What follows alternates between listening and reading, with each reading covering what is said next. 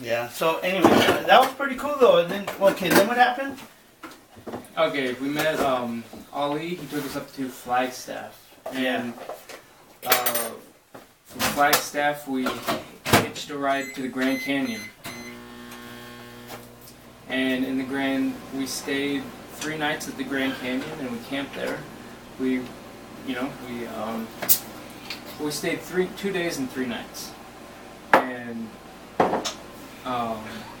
after we got done with the Grand Canyon, we hitchhiked back down to. So check it out. So we started to hike out of the Grand Canyon. Yeah, right? Okay, you made it out of that area. But it's huge, right? They're like, oh yeah, it's like 6. It's like six to 7 miles. So you got to go. You were up on top looking. A long fucking time, man. Well, we were tired, right? We were tired because we walked so much. We have our packs on, but it was really cool though. We had an awesome time, like moving slow like that. Especially in a place like Grand Canyon, there's like beautiful rocks on the ground, and there's. Is there a lot of people out there? Yeah, it's a tourist. Yeah, it's a tourist. But I mean, hundreds and hundreds of people, or not? It's like scattered, like 5 here, 10 there. For us, we went when it was getting colder. It was like hundreds of people. Hundreds of people. But the canyon's so big, you don't really see everybody. Yeah. They have their own. They have their own RVs, they park out there. They have their own restaurants. Grand Canyon has their own restaurants. Why don't they have RVs? Yeah, they do. The people pass through there. Yeah, they have their own RVs. But the grounds for the Grand Canyon is, they have their own store. They have their own workers. They have their own. It's like so big there, and it's like ancient Indian ruins. I've realized everywhere is ancient Indian ruins. Were there Indians walking around like normal right there? Yeah, that was all Indian ground. Yeah. So we start hiking out of there, and when we get out of the gates of Grand Canyon, and we get picked up by two guys from Quebec. And these guys, they own... From Canada. Yeah, and they own their own business. They own their own restaurant. What makes these people want to pick up fucking hitchhikers, though? I don't get it. So this guy said he was foreign, and they were looking to pick up hitchhikers, and they never saw any. So we were the first hitchhikers. That was their mission, let's pick up some hitchhikers. Well, they were on vacation, too, They were on a vacation. And so they're... fucking crazy. So since they were leaving soon... They were like, we'll take you wherever you want to go. They took us back to Flagstaff. And everything? Yep. They took us back to Flagstaff and, took us exactly where we needed to go. Because they hadn't met any hitchhikers. And that was their goal, to fucking fuck with hitchhikers and pick them up? Yeah. Wow, that's weird. I know. How do you go out? Hey, let's go pick up some hitchhikers. Let's go take a drive out there. Yeah. Right. So we woke up the next morning and we were in Flagstaff, and we started to hitchhike towards New Mexico, because that was the next state. And we were nervous because we didn't know what was past New Mexico. We were already. So we started hiking down the road, and I realized that I lost my passport somewhere. And that's everything, that's like my form of ID. Yeah. That's my proof that I'm American, so I can't leave the country if I wanted to, like the whole 9 yards. Like, that's my lifeline to the outside world. I remember that. I remember seeing that shit on fucking YouTube where the dude brought the damn thing back for you. Right. And so I was like, I just had to let it go.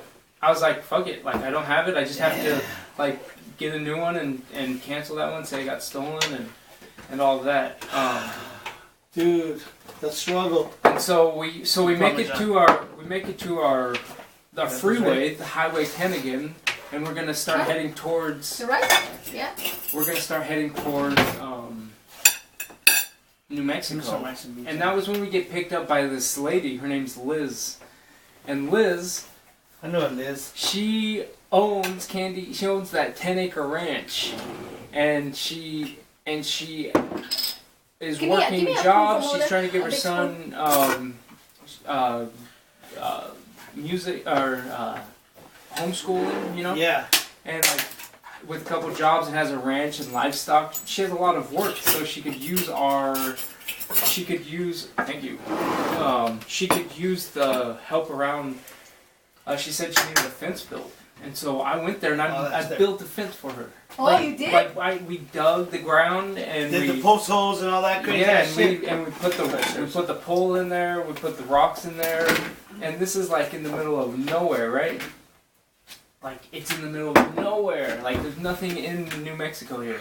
And so we go there. We build the fence and then as we're building the fence, it's taking us about a week and like. Every other day, like, we were going to these national monuments.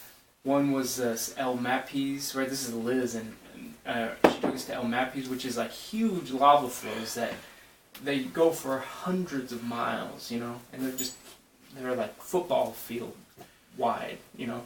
Like, huge, right? But so you're seeing this, and you guys are just, like, when you look at it, you feel, like, excited? Well, you feel like, oh my god! Well, you got a hype there, right? Like when you get there, it's you're an like, accomplishment. Yeah, like it is, but it's like you're kind of taking it in, like you see it and you're like, wow, you know, like. Well, I mean, I never saw the Grand Canyon, sometimes so it gets emotional. You know, it does. You start because that's why you're out there. You know, you're out there for that reason. Yeah. No shit. Sorry, Dad. I forgot to put cheese in your goddamn taco. And then, and from the last place we went to was this place called Carlsbad Cavern, and there's the Carlsbad Cavern. That's a tavern, because if it was a tavern, it'd be like a place. Right here. It would be a place to drink, huh? Right. You see the cavern. It's like a big hole in the ground, and this is like these places are huge.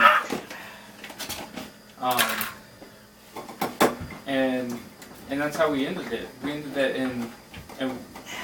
we ended it at the edge of New Mexico, where Texas and New Mexico meet. And from there, so this is where things get crazy, man. So check this out. Fuck.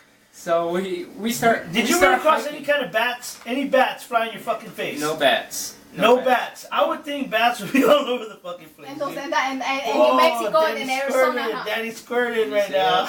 We got that.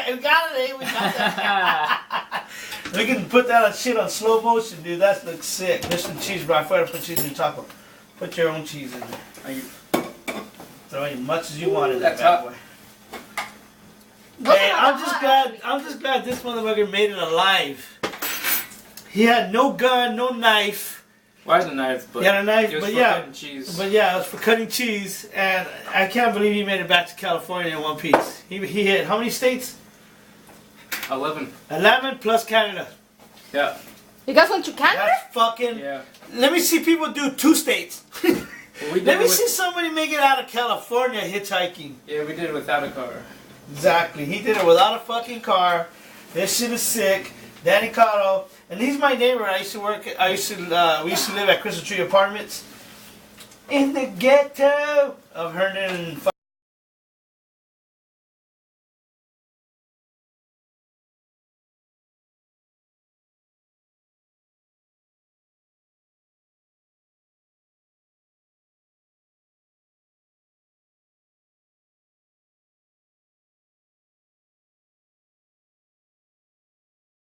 and in New Mexico, and we're sitting at this gas station, and at this point we're hungry and we're tired and we're like feeling fried. You know, we just did a lot, and so we're sitting at the edge of this convenience store gas station, and Allison and I were like, hey, let's just meditate for like, we just want to like be able to serve, right? Because we realize when we give, we get. Every time. Yeah. Like when you give something, you always get. But what were you giving, though? What could you give you that that's shit? That's what we were like. We were sitting there, we're like, let's just manifest for that opportunity. You don't know, because it always comes up, like, when it comes up, it just, the opportunity shows itself. It's hard to explain. Yeah, I know what you mean. It's just your own little thing. Only you would understand. And so if we do that, we open our eyes after 15 minutes of like praying or manifesting, and this Mexican dude is sitting next to us, and he doesn't know any English, right? He's got a cowboy hat on, and he's got really slick cowboy shoes on. And he's short, he's really short. And he's like probably 50 years old, 60 years old. It's hard to tell. I'm probably gonna say 50 because his kids were pretty good. That's Parmesan cheese. You want to throw that on your chicken tacos? It's always good, bro. Throw everything on that motherfucker. Here, got some of that Juanita's. We got the Tapatio, Juanita's boyfriend. He's right there. Right? Yeah, they put Parmesan on there. Those are hot. Juanita and Tapatio, they hang out a lot. These chiles are really actually I thought they were mild compared to the other ones we had last time. Yeah. Because I'm not really too hot over chili. Okay, so we're standing on this corner in the middle of nowhere, hitchhiking in Texas, right? And these two Mexicans, they roll up to us. One dude is, and these are like stereotypical Mexicans. And what I mean by that is Warner Brothers? Is one dude is like, okay, they're not Mexicans. One dude is a Colombian. Okay. And he's bald head, and he's in the passenger side. And he has a South thick, America, Colombia, South America, right? yeah, he has a thick accent. Thank you for that geography lesson, girl. And Very good at it. Thank you. and the driver is a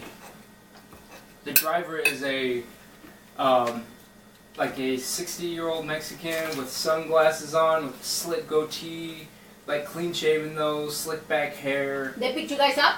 And so they come up and they go, "Where are you heading?" And we're like, well, "We're heading to San Antonio, Texas." And they said, "Oh, we're heading to Dallas," which is like 3 hours north, right? Like complete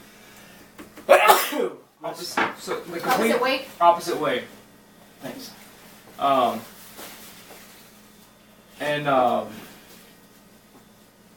And like, okay, so we go our own way. They drive off, and about a half hour later they come back and like, "Hey, we're going to San Antonio. Hop on in."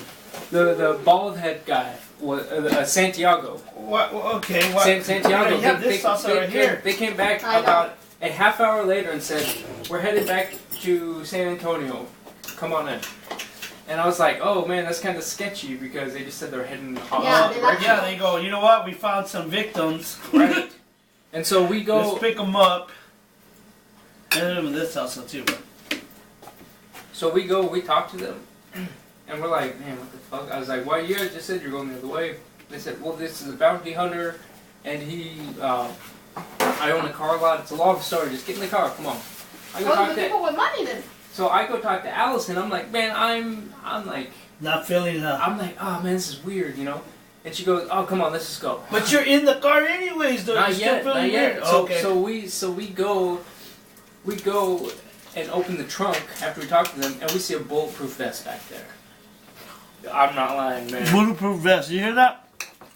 A bulletproof vest. And I'm like kind of bugging out because I'm like, dude, this is like pretty stuff. We get in. This is. And you still go. We went. And this is the. Yeah, I go earlier. So you went in the car. We weren't in yet. And then he goes, "Yeah, we went in and you still went in that damn shit, knowing there was something a weird feeling you had." Right. Incredible. Incredible. It was the best thing that ever happened to us. Santiago, he owned a car lot in San Antonio. Wow. And he was so interested in us, and he was so interested in what we were doing. He said that we can stay in an RV he just bought on his car lot. This was like $100,000 RV, right? Like the wall slid out. He went and filled it up with gas and filled it up with propane. So we had and electricity and his Wi-Fi. So we had this really nice RV What the spot hell? in the back of his RV in the back of his lot. And more than that, he went and filled it up with gas and propane for us. Yeah, exactly. That gives you some days right there. Right. So we stayed there for 3 days. We said we wanted to go see the Riverwalk, so he organized his workers because he owned the car lot and he had his office staff to drop us off when we wanted to go to the Riverwalk, and then pick us up when we were done. Just give him a call. Like he organized that whole thing. And before we left, That's crazy how they don't even know anything. They're giving you a car, man. Yeah, he gave us. Giving you a car. Only be be happy that he got an RV for 3 days. Yeah, $100,000 RV. The site opens up. Shit, give me a car now. What the greedy ass? They only you. God. Hey, no shit, I apply for credit. Right? Mm-hmm. Hey, when you've been walking for days and living in alleys and fucking bees biting your fucking forehead and leaving marks on you, I'll be happy that somebody gave me an RV for 3 days with fucking propane and internet. Come on. I just joked. Greedy ass women are greedy. So that was a cool gig, man. Like, Heck yeah. and then from there we before we left, he said that he said that I could detail cars because he would go to the auctions and buy cars, and then he would pay somebody $60 a car to detail. Yeah. And so that's what I did. And so he paid me $60 for 5 cars. You know what? I did in a day, and they charge 100 to 125, so he's making like 40 to 50 bucks. Mm-hmm. Yeah, cheap labor, yeah. It's not cheap labor, but he's getting a little bit more than what it costs. Unless he's charging 125. Could we take in the advance for detail? It's 100 bucks. Right. And another guy does it, so I'm like, I wonder how much he pays that guy. But you know what? That's a fair price. I think that's a fair price. Right.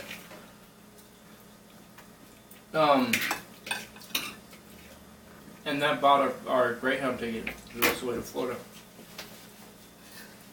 Wow. Yeah. Fucking crazy. Does he have what kind of car did he have? Like expensive car or just used cars? Used cars. Oh, okay. Mm-hmm. But it was pretty wild, you know. But they don't speak English. Yeah, they did. Yeah, he spoke broken English. I mean, he spoke good English, you know. When was the last time you had a fucking taco like that? Thank you very much. Like He never has. This is the first time. Mm-hmm. Yeah. Dude, you know you like my food, boy. Not our tacos. Danny Caudle's coming. I need to make some tacos. He likes the fried taco shell. Mm-hmm. Dude, I'm just glad you made it out there fucking alive. You hit 10 states and Canada, so that's pretty cool on itself. But the adventure continues, right? So what did Allison say? What did I just pull myself into? No, I mean, it was In the up beginning and she down. said that. Mm-hmm. Right, because you start thinking about it, like, you're suffering. You're like, you feel lost in a way because you're like, your direction is so far, like, and you have to survive in the moment, you know. And so it might take us 2 months to get over to the other side of the country. So every day, like, you're fighting to like street perform, or you gotta eat, you gotta keep moving. You know, you have to balance that. You have to balance that out. But we both were like really appreciated what it gave us. Gave us an appreciation for friends that we have, for the food that we eat, the beer that we drink. You know, like. It's still crazy, you guys dude. drinking away over there? Like you guys drinking? Mm-mm. No? Mm-mm. Couldn't afford the beer, huh? We never drank on the tour. We never drank on the tour. No? We came back for her birthday. You We felt went like it was a waste of money, right? To drink, I guess? No, not a waste. We just wanted to save the money. Like we wanted to make this about the tour and kind of stay focused with why were we out there? Like it was hard enough. Maybe we took it to an extreme, but that's okay. So when we got back, we drank for Allison's birthday. Hey, you know what? Let me take a piss real quick, and then hold